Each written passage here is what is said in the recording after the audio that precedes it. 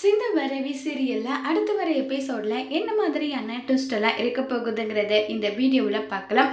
எல்லாரும் காயத்ரியோட கல்யாணத்துக்காக அவ்வளோ சந்தோஷமா எல்லாம் அரேஞ்ச்மெண்ட் பண்ணிட்டு இருக்காங்க.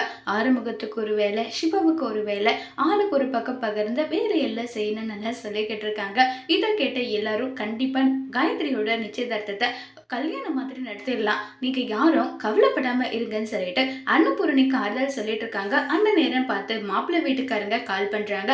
சொல்லுங்க, நாங்க பத்திரிக்கை எல்லாமே அடிச்சுட்டோம், ஈவினிங்கா எல்லாருக்கும் கொடுக்க ஆரம்பிச்சிடுவோம், உங்களுக்கும் பத்திரிக்கை கொடுக்க போறோம்னு சொல்றாங்க. இல்லம்மா, முக்கியமான ஒரு விஷயத்த உங்களுக்கு சொல்லலாம் தான் நாங்க போன் பண்ணோம், என்ன விஷயம் சொல்லுங்கன்னு சொல்லிட்டு கேக்குறாங்க. இல்லம்மா, இந்த கல்யாணம் நடக்காது, நாங்க உங்களை மாதிரி வசதியானவங்க எல்லாம் கிடையாது, அதுவும் இல்லாம உங்க பொண்ணு கல்யாணம் பண்ணிக்கிட்டா என் பையனோட உயிருக்கே ஆபத்துன்னு சொல்லிட்டு மிரட்டுறாங்க. அதனால இந்த கல்யாணத்தை நிறுத்திடலாம்னு சொல்லி முடிவு பண்ணிருக்கோம், இந்த பிரச்சனையெல்லாம் முடிச்சுட்டு வாங்க, அதுக்கப்புறம் எதுவும் ஒன்றும் பேசிக்கலன்னு சொல்லிட்டு சொல்றாங்க. இதை கேட்ட அன்னபூரணி ரொம்பவே வருத்தப்படுறாங்க. உடனே ஆறுமுகம், இது எல்லாத்துக்கும் காரணம் யாருன்றது எனக்கு தெரியும், அதை வச்சு இந்த கல்யாணத்தை எப்படி நிறுத்தினாலும் அவனை சும்மா விட மாட்டேன், இங்க பாருடா, அவனை வெட்டிட்டு நான் ஜெயிலுக்கு போறேன், சிவா நீ காயத்ரியோட கல்யாணத்தை எல்லாம் பார்த்துக்கோன்னு சொல்லிட்டு ஆறுமுகம் ரொம்பவே கோவமா போறாங்க. உடனே அன்னபூரணி எதுக்காகடா இப்படி பண்ணிட்டு இருக்க, தயவு செஞ்சு கொஞ்சம் பொறுமையிடா, ஏன்டா இப்படி பண்ணிட்டு இருக்கன்னு சொல்லிட்டு அன்னபூரணி ஒரு பக்கம் ஆறுமுகத்தை தடுத்து நிறுத்துறாங்க.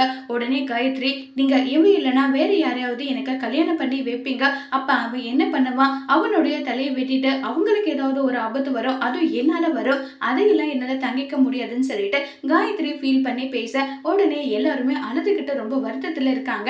அப்ப மகா மட்டும் இசைக்கு கிட்ட, என்னடா சொன்ன மாதிரியே கல்யாணத்தை நிறுத்திட்டு போறேன்னு சொல்லிட்டு ரெண்டு பேரும் ரொம்பவே சந்தோஷத்துல இருக்காங்க.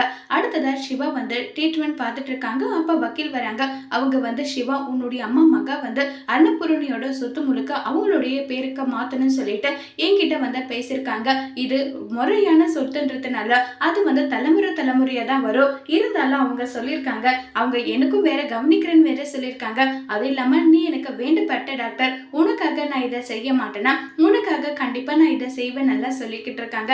இதை கேட்டதும் சிவாவுக்கு ரொம்பவே ஷாக் ஆகுறாங்க. உடனே சிவா நேரா வீட்டுக்கு போறாங்க. அங்க போனதும் ஐஷு கிட்ட கேக்குறாங்க, அம்மன்னா எங்க போயிருக்காங்க, அண்ணன் கோவிலுக்கு போயிருக்காங்கன்னு சொன்னதும் உடனே மகா அங்க வராங்க. சிவா, நீ நல்லா இருக்கணும்னு சொல்லிட்டு தான் உனக்காக வேண்டிக்கிட்டு கோவிலுக்கு போனேன்னு சொல்லிட்டு விபூதி எல்லாம் வைக்கிறாங்க.